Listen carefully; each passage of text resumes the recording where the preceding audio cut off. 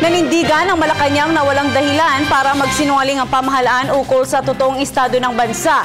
Ito ang sinabi ni Deputy Presidential Spokesperson Abigail Valtes o umano'y ginawang pagtago ng DSWD sa mga pamilyang nakatira sa Roxas Boulevard nang bumisita ang Santo Papa sa ating bansa. Narito ang report namin kasama ang si Rocky Ignacio.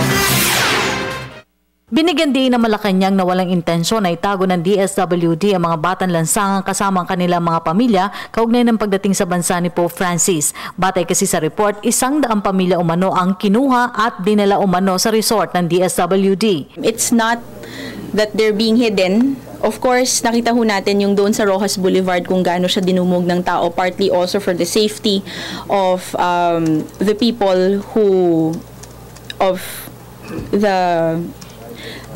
who sleep on the center island and in some of the other areas. Ayon kay Deputy Presidential Spokesperson Abigail Valtes, na pangunahin layunin ng kagawaran at tiyakin ang kaligtasan ng mga ito dahil sa paglalatag ng mahigpit na seguridad sa inaasahang pagdagsa ng taong bayan. Hindi kasi namin ina-isolate yung programa ng DSWD na linilimit namin dun sa atinanggal lang sila sa kalye dahil may dadating na bisita. We don't work under that frame. We don't proceed on that assumption. Ang tinitingnan po natin yung naging benefit din ng programa. Again, it's not the first time that that this program has been implemented.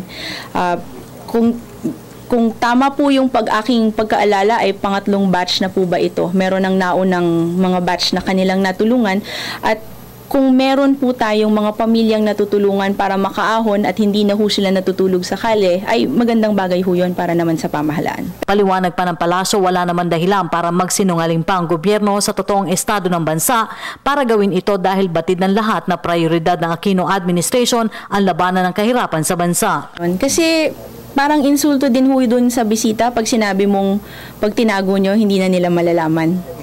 Diba? Parang hindi man natin tinatago din yung estado nung makikita naman yan sa mga official na statistics, kung ano yung ilan ba yung mga, and also we don't make it a point to lie about these things also because nakikita naman natin na isa doon sa mga pinakamalaking proyekto ng administrasyon para nga sa poverty alleviation. So also that's a recognition that it exists in the country. So siguro po, again, hindi mo maiaalis sa opinion ng iba, pero hindi po ganun yung nagiging intensyon ng pamahalaan.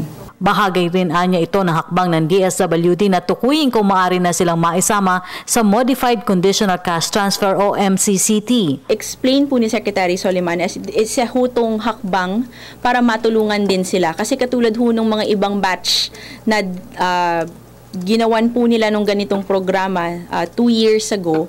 Pagkatapos po kasi silang i-evaluate doon sa programang ito, ay tinitignan kung pwede silang isama doon sa Modified CCT beneficiaries.